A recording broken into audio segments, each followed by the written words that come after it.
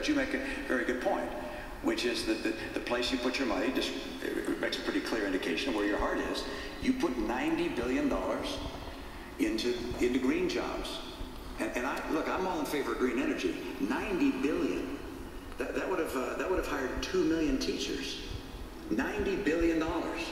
And these businesses, many of them have gone out of business. I think about half of them, of the ones that have been invested in, have gone out of business. A number of them happen to be owned by people who are contributors to your campaigns. Look, the right course for America's government, we're talking about the role of government, is not to become the economic player, picking winners and losers, telling people what kind of health treatment they can receive, taking over the health care system that has existed in this country for a long, long time and has produced the best health records in the world. The right answer for government is to say, how do we make the private sector become more efficient and more effective? How do we get schools to be more competitive? Let's grade them. I propose we grade our schools so parents know which schools are succeeding and failing, so they can take their child to a school that's being more successful. I don't want to cut our commitment to education.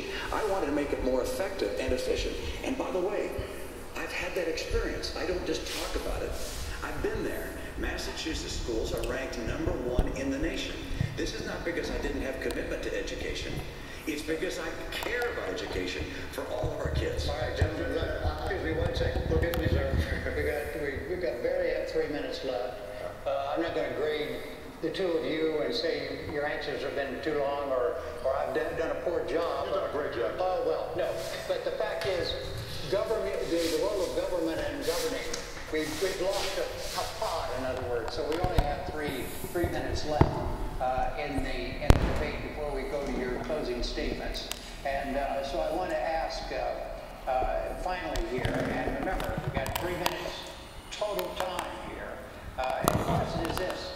Many of the legislative functions of the federal government right now are in a state of paralysis as a result of partisan gridlock. If elected, in your case, if re-elected in your case, what would you do about that? Governor?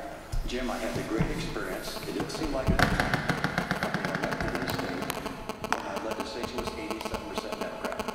And that meant I figured out from day one I had to get along. And I had to work across the aisle to get anything done. We drove our schools to be #1 in the nation. We cut taxes 19 times. What would you do as president? As president, I will sit down on day one, actually the day after I get elected, I'll sit down with leaders, the Democratic leaders, as well as Republican leaders, and continue, as we did in my state. We met every Monday for a couple hours, talked about the issues and the challenges in our state in that case. We have to work on a collaborative basis, not because we're going to compromise our principle, but because there's common ground and the challenges America faces right now. Look, the reason I'm in this race is there are people that are really hurting today in this country. And we face this deficit could crush the future generations. What's happening in the Middle East? There are developments around the world that are of real concern.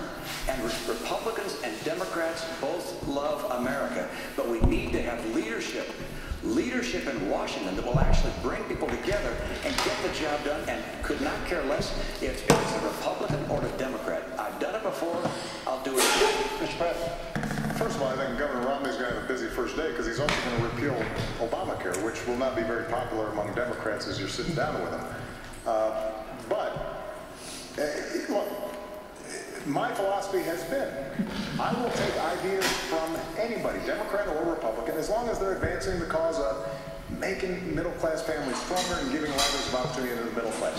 That's how we cut taxes for middle-class families and small businesses. That's how we cut $1 trillion of spending that wasn't advancing that cause. That's how we signed 3 trade deals into law that are helping us to double our exports and sell more American products around the world. That's how we repealed Don't Ask, Don't Tell.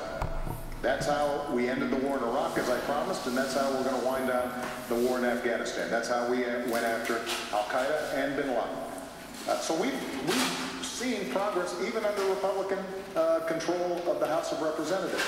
But ultimately, part of being principled, part of being a leader is A, being able to describe exactly what it is that you intend to do, not just saying, I'll sit down, but you have to have a plan. Number 2, what's important is occasionally you've got to say no to folks both in your own party and in the other party. And you know, yes, have we had some fights between me and the Republicans when they fought back against us reining in the excesses of Wall Street? Absolutely, because that was a fight that needed to be had. When we were fighting about whether or not we were going to make sure that Americans had more security with their health insurance, and they said no, yes, that was a fight that we needed to have. And so part of leadership and governing is both saying what it is that you are for, but also being willing to say no to some things. And I've got to tell you, Governor Romney, when it comes to his own party during the course of this campaign, has not displayed that willingness to say no to some of the more extreme parts of his party. That brings us to closing statements. There's a coin toss. Governor Romney, you won the toss, and you elected to go last, so you have a closing 2 minutes, Mr. President. Well, Jim, I want to thank you, and I want to thank Governor Romney, because I think this was a terrific debate, and I very much appreciate it. And I want to thank the University of Denver. You know, 4 years ago, we were going through a major crisis, and yet my faith and confidence in the American future is undiminished. And the reason is because of its people. Because the woman I met in North Carolina who decided at 55 to go back to school because she wanted to inspire her daughter and now has a job from that new training that she's gotten. Because a company in Minnesota who was willing to give up salaries and perks for their executives to make sure that they didn't lay off workers during a recession. The auto workers that you meet in Toledo or Detroit take such pride in building the best cars in the world, not just because of the paycheck, but because it gives them that sense of pride that they're helping to build America. And so the question now is, how do we build on those strengths? And everything that I've tried to do, and everything that I'm now proposing for the next 4 years in terms of improving our education system or developing American energy, or making sure that we're closing loopholes for companies that are shipping jobs overseas and focusing on small business and companies that are creating jobs here in the United States, or closing our deficit in a responsible, balanced way that allows us to invest in our future. All those things are designed to make sure that the American people, their genius, their grit, their determination is channeled, and they have an opportunity to succeed. And everybody's getting a fair shot, and everybody's getting a fair share. Everybody's doing a fair share, and everybody's playing by the same rules.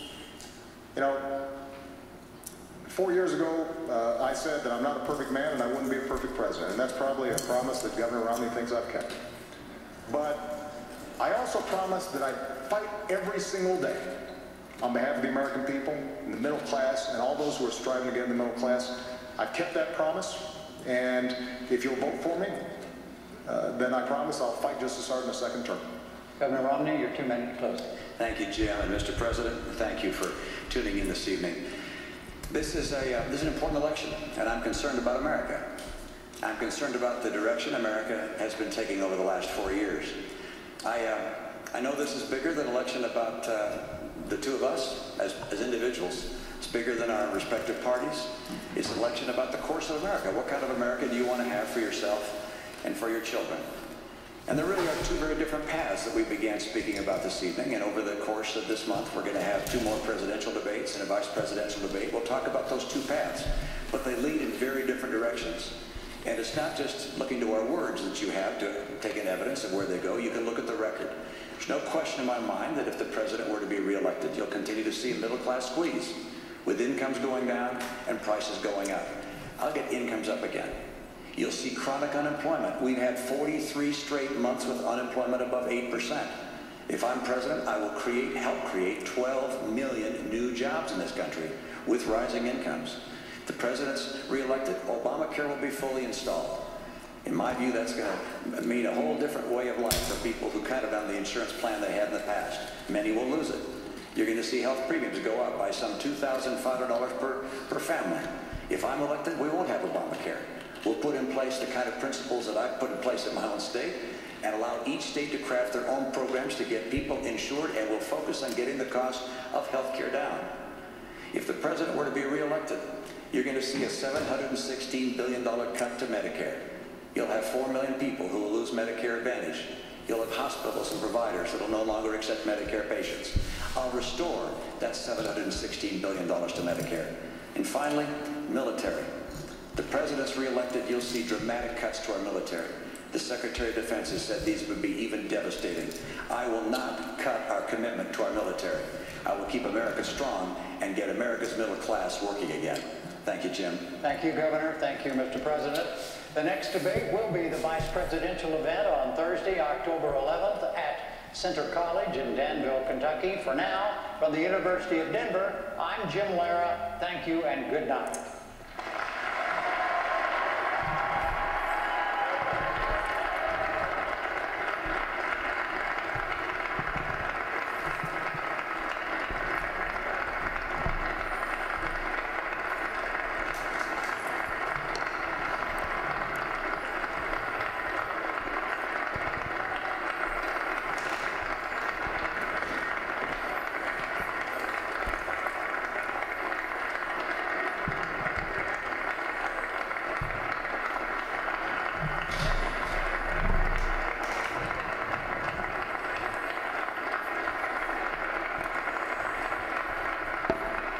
Now the families on stage as the first of 3 presidential debates winds to a